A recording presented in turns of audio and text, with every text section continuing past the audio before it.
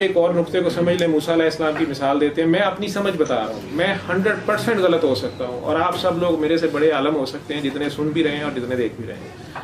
میں نے تو ایک مریض کو سمجھانا ہے جو سائیکی کا مریض ہے، یا بیچارے کو پاگل کر دیا گیا کیا کہہ کے کہ تمہارے پہ جن آتے ہیں، یا بچیوں کا اشد میں نے دیکھا ہے جو ہوا ہوتا ہے. میں اسے بتا سکتا ہوں. موسیٰ علیہ السلام کی مثال دے دی جاتی ہے کہ جی ان پہ جادو چل گیا. نبی کریم صلی اللہ علیہ وسلم کے بارے میں نعوذ باللہ کہہ دیا جاتا ہے ان پہ جادو چل گیا.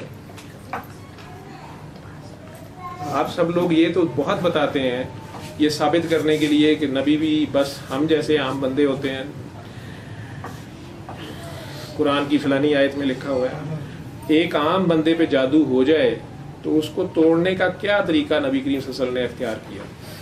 انہوں نے ایک بار اعوذ باللہ من الشیطان الرجیم بسم اللہ الرحمن الرحیم پڑھ کے اور سورہ فلق اور سورہ ناس ایک بار پڑھ لی یا میکسیمم 3 بار پڑھ لی، وہ دعا ہے.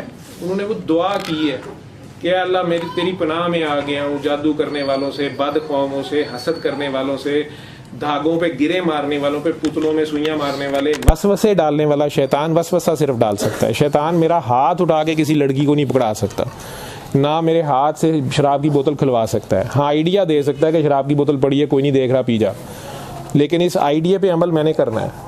وہ میرا ہاتھ پکڑ کے کسی جن میں یہ طاقت نہیں ہے کہ وہ میرا ہاتھ پکڑ کے خود جو ہے وہ آگے کام کرا دے. اگر کسی کے پاس کوئی جن ہے جنہوں نے قابو کیے میں اسے کہو میرے سے کروا دے. یا یہ جو ہمارے دشمن ہیں آج کل جنگ ہمارے پہ مسلط ہے، ان پہ چھوڑ دیں یہ جن سے، ان پہ جادو کریں اور جنگ جیت لیں. ادھر سے گولے اور جہاز آ رہے ہیں، ادھر سے ہم جادو کر لیں.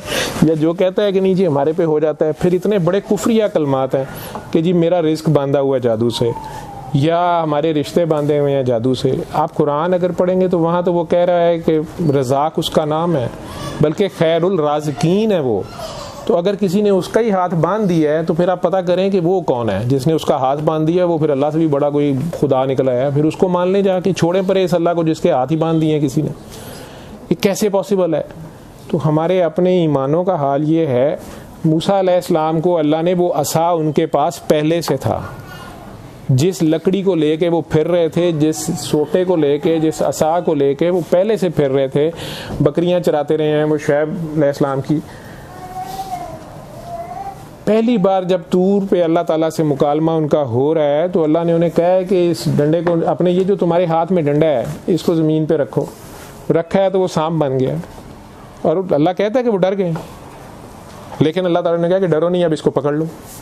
اللہ نے مختلف نشانیاں عطا کی ہیں.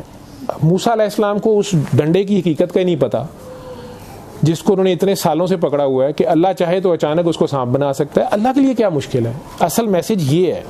ٹھیک ہے، پھر اپنے ہی ہاتھ کو انہوں نے کہا بغل سے نکال، وہ چمکنا شروع ہو گیا. اب وہی ہاتھ ان کے پاس پہلے سے تھا، انہیں اس ہاتھ کی چمک کا ید بیضا جسے کہتے ہیں، انہیں اپنا آپ ہی نہیں پتا. تو ہاتھ تو ان کے پاس پہلے سے تھا. تو یہ اللہ کی شان ہے جو انہیں بتا رہا ہے کہ میں تیرے ساتھ ہوں، تو انہیں کسی جگہ گھبرانا نہیں ہے. میں کسی سیکنڈ کے 1000 میں حصے میں کچھ کو کچھ بھی کر سکتا ہوں، لیکن دنیاوی اسباب میں دنیا میں رہتے ہوئے تم جاؤ فرعون کے پاس. میرے لیے تو وہاں زیادہ مزیدار یہ واقعہ ہے کہ اللہ وہاں جو التفات کی ریکویسٹ کر رہا ہے موسیٰ علیہ السلام سے. موسیٰ علیہ السلام پیغمبر بننے سے پہلے ہی اس قوت کے مالک ہیں کہ اسی ہاتھ سے تھپڑ مار کے وہ بندہ مار دیتے ہیں، بلکہ قاتل ہیں وہ. ان کے اوپر قتل کا الزام ہی نہیں ہے، انہوں نے کیا ہوا ہے قتل. اس قتل کی وجہ سے وہاں سے وہ بھاگے ہوئے ہیں اور وہ دوسرے شہر چلے گئے ہیں جہاں حضرت شعیب علیہ السلام کی بیٹی سے ان کی ملاقات ہوتی ہے، اور وہ ساری کہانی ہے جو ان کی. لیکن قتل انہوں نے کیا ہوا ہے. اب وہی عصا ان کے پاس ہے، وہی ڈنڈا ان کے پاس ہے، اور وہ ڈنڈا لے کے وہ گئے ہیں فرعون کے پاس. لیکن اللہ نے ساتھ ہی کہہ دیا کہ موسیٰ اس سے التفات سے بات کرنا. لیکن بہرحال coming back to the main point, وہ نفسیاتی مریض بن گئے ہوتے ہیں، جادو جادو جادو جادو جادو. اب جہاں جادو ہے ہی نہیں ہے اور آپ اس جادو کو ڈھونڈنے کے لیے بضد ہیں، تو اب کہاں سے ڈھونڈیں گے؟ اب جادو یا نکلے گا کہاں سے؟ الٹا آپ اپنے اوپر نفسیاتی مریض بندہ بنتا جاتا ہے. موسیٰ علیہ السلام کو اللہ کہہ رہے ہیں فرعون کی خاطر کہ موسیٰ اس سے التفات سے بات کرنا. 70 ماؤں سے زیادہ پیار کرتا ہے نا. جس طرح ماں کو ڈر ہوتا ہے باپ کو شکایت لگاتے ہوئے بھی تو ساتھ اسے کہتی ہے ہوں تسی مارے ہو نا میں مار لیا انج نہ کہو اونج نہ کہو, ساتھ اوپر کھڑا ہونے کی کوشش کرتی ہے. میں تو اللہ کی وہاں شان دیکھ رہا ہوں کہ اس کو فرعون جیسے شخص سے اتنی اس کو فکر ہے, چاہے وہ حجت پوری کر رہا ہے لیکن وہ حجت بھی اس نے بڑے سال پوری کی ہے. پہلے تو یہی بات نہیں مجھے سمجھ آتی کہ ایک شخص بادشاہ وقت کا ہے, وہ میل جینوسائڈ کر رہا ہے, وہ نسل کشی سے کہتے ہیں نسل کشی, وہ ایک خاص قبیلے کی نسل کشی کر رہا ہے, ان کے مرد بچے پیدا ہوتے ساتھ ذبح کر رہا ہے. یہ چھوٹا ظلم تو نہیں ہے, ان کی صرف عورتیں رہ جائیں گی, بہت بڑا ظلم ہے. رشتے کہاں ہوں گے ان کے, تو طائفوں سے بھی زیادہ نیچے ان کی ویلیو چلی جائے گی. نسل آگے چلے گی کیسے, چلنے دے ہی نہیں رہا. وہ کسی کاہن کے کسی پشین گو کے کہنے پہ کہ اسی قبیلے کے اس بندے کا بھی اب علم, یہ بھی دیکھ لیں, اس بندے کا بھی علم دیکھ لیں جس نے اس کو بتایا تھا. یہ بھی علم ہے جس نے اسے بتایا تھا کہ بنی اسرائیل کا ہی ایک آدمی تمہارا تختہ الٹے گا اور تمہاری تباہی کا سبب ہوگا. پشین گوئی تو وہی پوری ثابت ہوئی. اب علم وہ بھی ہے, حالانکہ آپ کو اس سے منع کیا گیا, اور وہ اس علم کو مانتا بھی ہے, اور اسی بات کی بیسس کے اوپر وہ بنی اسرائیل کے بچوں کو ذبح کرتا جا رہا ہے. اب یہ اللہ کی طرف سے ہو سکتا ہے کہ بنی اسرائیل نے اپنے بہت سے نبی ذبح کیے تھے, بہت سے نبیوں کو بعد میں بھی مارا, حضرت عیسیٰ تک انہیں ذبح اور قتل کرتے رہے ہیں, تو شاید ان کے اوپر اب یہ مصیبت تھی, تو ان کے مرد بچے پیدا ہوتے ساتھ ہی ذبح کر دیے جاتے تھے.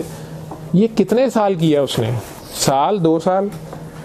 ہمارے تو یہاں پہ چند ماں کی حکومت ہو تو تختہ اڑ دیتے ہیں اگر ایسا ظلم ہو رہا ہو.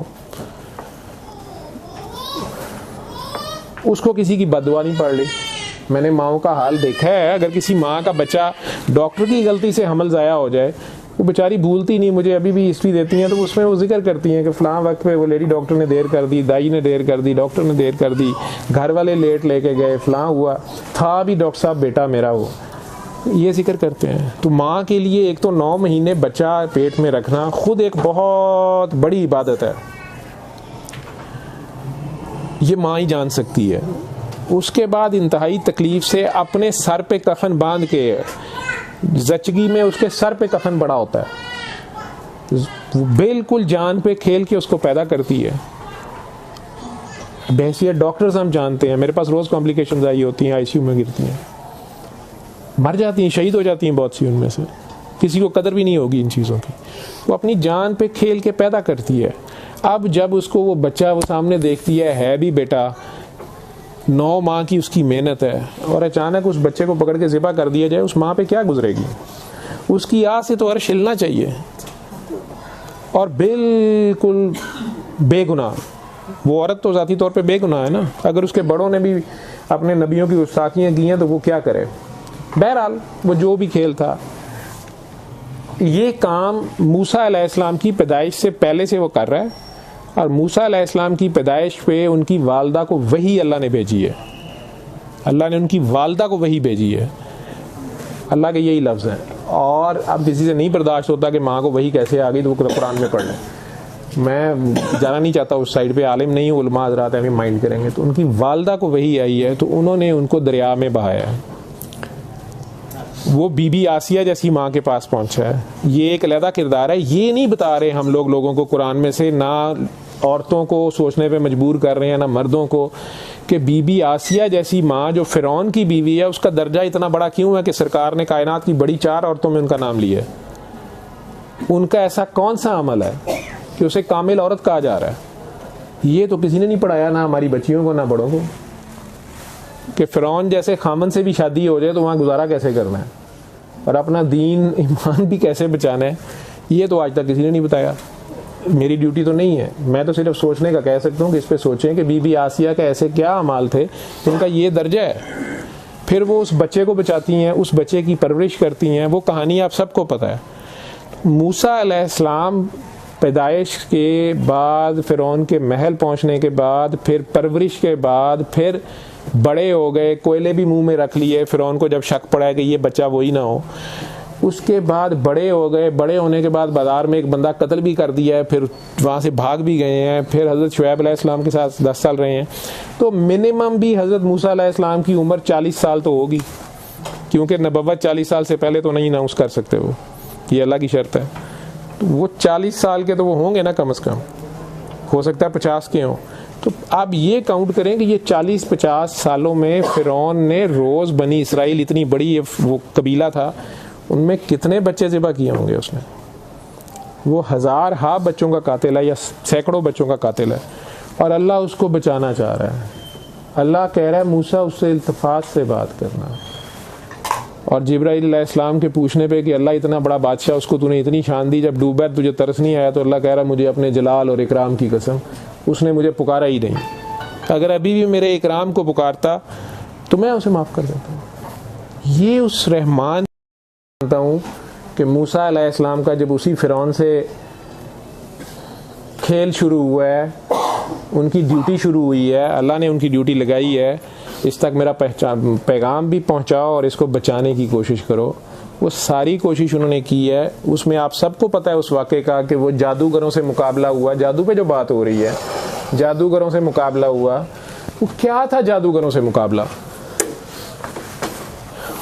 انہوں نے موسیٰ علیہ السلام سے کہا کہ تم پہلا وار کرنا ہے تو کرو. اللہ کا بندہ یوزلی کبھی پہلا وار نہیں کرتا. انہوں نے کہا تم لوگ کرو جو کرنا ہے, میں بعد میں کروں گا.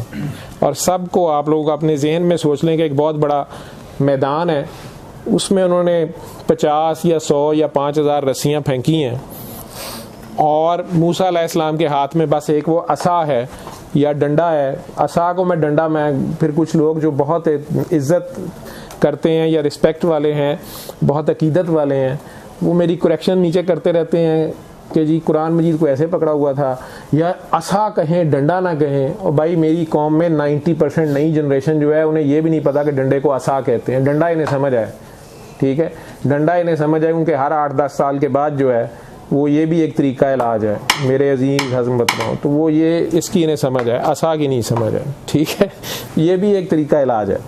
تو ایک ان کے پاس وہ عصا ہے اور یا 2 ٹانگیں ہیں ان کے پاس, اور پورے میدان میں وہ اکیلے کھڑے ہیں اور دیکھنے والے پوری مجمع دیکھ رہے ہیں. اب ان جادوگروں نے جو بھی منتر پڑھا, یا آپ لوگ جیسے جادو کہتے ہیں پڑھا, میڈیکل سائنس یا سائیکیٹری کہتی ہے ہپناٹائز کر دیتے ہیں, ٹھیک ہے جی, یا جو بھی کیا انہوں نے ایلیوژن کریٹ کی, اسے میں کہوں گا, کیونکہ اللہ بھی یہی کہہ رہا ہے. موسیٰ علیہ السلام کو وہ رسیاں سانپ نظر آنے لگی. اللہ کہتا ہے موسیٰ کو خیال گزرا کہ یہ سانپ ہے. تو یہ خیال کی طاقت جو ہے اگر آپ لوگوں کو سمجھ آ جائے, ماڈرن سائنس اس زمانے میں جنگ جو ہو رہی ہے وہ خیال پہ ہو رہی ہے. آپ لوگ ہتھیاروں کی جنگ سمجھ رہے ہیں, یہ خیال پہ ہو رہی ہے, آپ کے مائنڈ پار پہ ہو رہی ہے, ٹھیک ہے. اور مائنڈ پار کسی کی جاگیر نہیں ہے, آئی کیو جن کا زیادہ ہوگا اور جو بات کو ڈیپ سمجھتے ہیں. آپ تو ابھی تک یہی فیصلہ کر رہے ہیں کہ سپیکر حلال ہے یا حرام ہے, ٹھیک ہے. تو بہرحال موسیٰ علیہ السلام کو خیال گزرا کہ یہ سانپ ہے. جیسے آپ کو یا مجھے ہو جائے کہ ہائے میرے پہ جن ہے, یہ جن آ گیا یا کچھ آ گیا ہے, تو یہ وسوسہ یا یہ خیال یا الوژن ہم انگریزی میں اسے کہتے ہیں. موسیٰ علیہ السلام کو یہ خیال گزرا ہے سانپ ہے, اور جادوگروں کو پتہ ہے. اب اس میں غور کریں کہ وہ جتنے بھی جادوگر ہیں 8-10, ان کی جو مائنڈ پاور ہے وہ کنسنٹریٹ ہے موسیٰ علیہ السلام کے اوپر اٹیک کے لیے, اور اٹیک کر رہے ہیں ان رسیوں کے تھرو ان کو, اور رسیاں موسیٰ علیہ السلام کو سانپ نظر آنی چاہیے. اور یہ ان کی مائنڈ پاور ہے یا ان کا یہ جادو پاور ہے, یا جو بھی انہوں نے کرنا ہے یہ ہے. تو اللہ نے لفظ یوز کیے ہیں کہ موسیٰ کو خیال گزر رہا ہے کہ وہ سانپ ہے. اب انہیں وہ سانپ نظر آ رہے ہیں اور وہ سانپ تیزی سے بھاگتے ہوئے ان کی طرف آ رہے ہیں. اب آپ سب لوگ اپنی اپنی جگہ پہ سوچ لیں کہ آپ اکیلے ہیں, آپ موسیٰ علیہ السلام کی جگہ پہ آپ کھڑے ہیں, آپ امتی ہیں سرکار دو عالم کے. چلیں ایک لمحے کے لیے ٹائم مشین میں پیچھے چلے جائیں. آپ اگر موسیٰ علیہ السلام کی جگہ پہ ہوں, ایمانداری سے بتائیں, آپ کے پاس ایک ڈنڈا ہے, 2 ٹانگیں ہیں, اور کوئی ہزاروں سانپ آپ کی طرف بھاگے آ رہے ہیں, تو آپ کیا اسٹریٹجی اپنائیں گے؟ آپ بتا دیں. انسانی لیول پہ, عام انسان کے لیول پہ, ابھی عام انسان رہنا ہے ساروں نے, تو ہاں جی بھاگیں گی آپ. 2 ٹانگیں ہیں آپ کے پاس, کتنی سپیڈ پہ بھاگ سکتی ہیں؟ اور سانپ کی سپیڈ پتہ ہے آپ کو, ٹھیک ہے, اور وہ اتنے زیادہ وہ مختلف سائڈوں سے گھیریں گے آپ کو. تو بہرحال آپ بھاگ سکتی ہیں, بھاگیں گی. نہیں ڈنڈا بھی ہے آپ کے پاس, تو آپ بھاگیں گی, اچھی بات ہے, آپ بھاگیں گی. اور کوئی بندہ آپ ڈنڈے سے ماریں گی. ڈنڈے سے کتنے مار لو گے؟ ایک دو اتنی دیر میں باقی تو پڑ جائیں گے نا آپ کو, اور آپ کے ارد گرد پتہ نہیں وہ کتنے بڑے بڑے سانپ تھے. تو اب انسانی لیول پہ موسیٰ علیہ السلام کو, ان لوگوں کا تو ایمان نہیں ہے موسیٰ علیہ السلام پہ, اور نہ موسیٰ علیہ السلام کی کسی طاقت پہ, اور نہ موسیٰ علیہ السلام کی کسی اللہ پہ.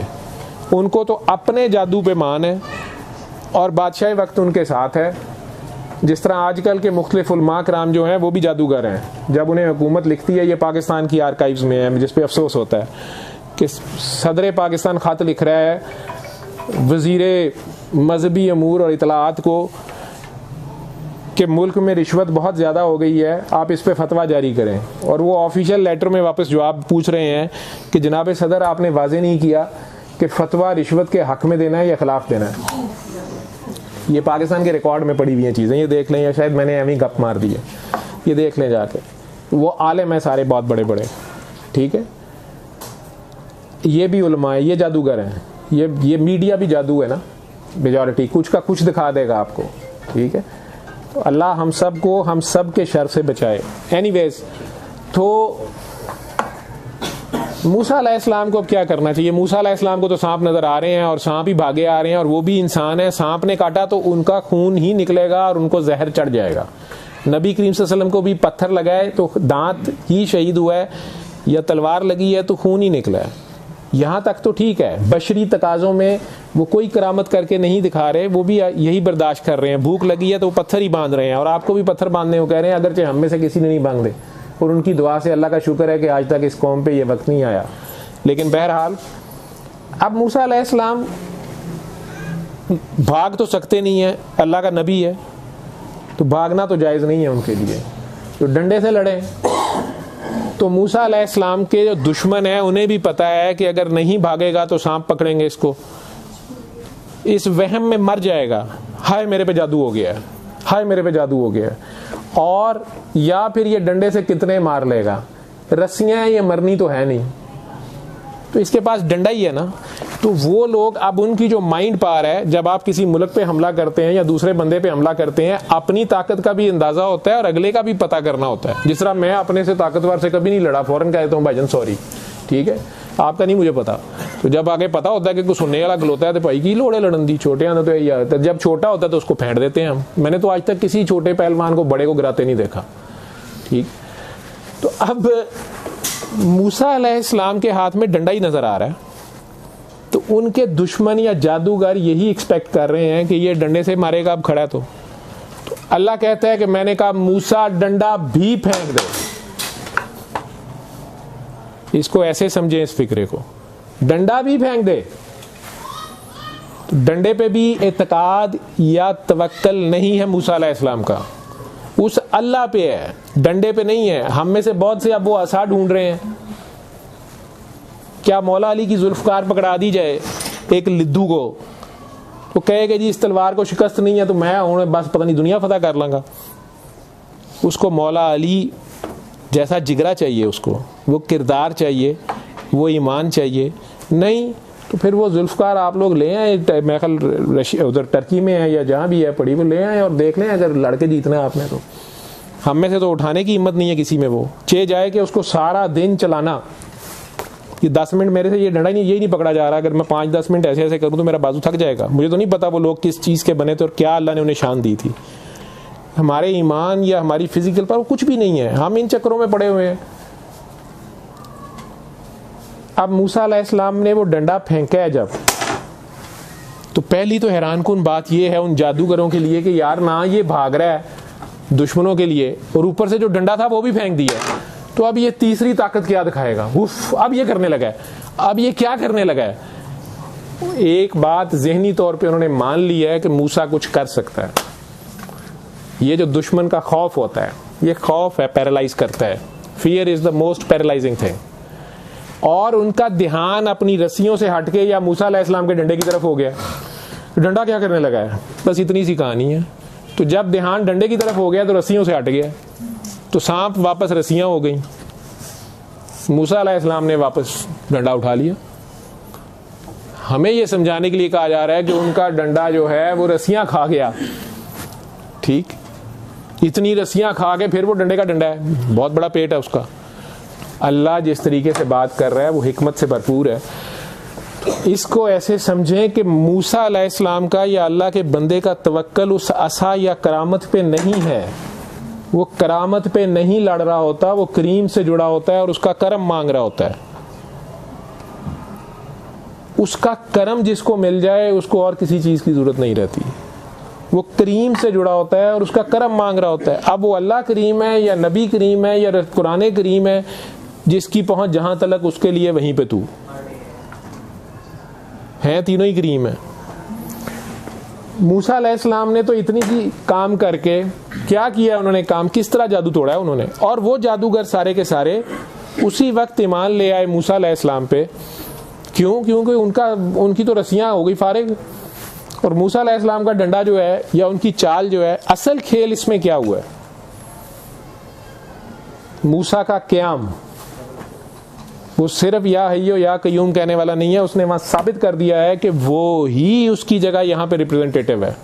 وہ واقعی اس نہ نظر آنے والے اللہ کا نمائندہ ہے, ترجمان ہے, اور وہ نہ نظر آنے والا اللہ جو ہے وہ اس کے ساتھ ہے, اور اس نے اس کا ساتھ دیا ہے, اور اس نے اتنے زیادہ لوگوں کو اکٹھے اکیلے میدان میں شکست دے دی ہے.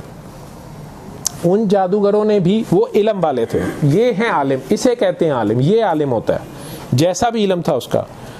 انہوں نے فوراً مان لیا کہ ہمارا علم چھوٹا ہے اس کے علم سے. موسیٰ علیہ السلام کا علم کیا تھا؟ پہلے تو یہ بتائیں کہ موسیٰ علیہ السلام کا علم کیا تھا. انہوں نے توریت پڑھی تھی یا توریت کی کوئی آیتیں پڑھی تھیں؟ ان کا علم کیا تھا؟ اللہ, میرا اللہ ہے بس. اب یہ اللہ ہے نکلتا ہے کہ نہیں نکلتا, کیونکہ کربلا میں تو اللہ نہیں نظر آیا ویسے لوگوں کو. اسماعیل علیہ السلام کی باری تو بکرا آ گیا ہے, ہر جگہ پہ آیا ہے, لیکن یہاں تو نہیں آیا.